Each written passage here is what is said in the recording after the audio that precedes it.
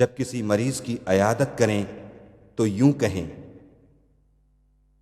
لا بأس طہور ان شاء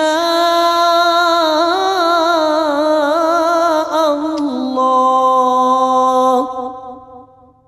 کچھ حرج نہیں، انشاءاللہ یہ بیماری تم کو گناہوں سے پاک کر دے گی۔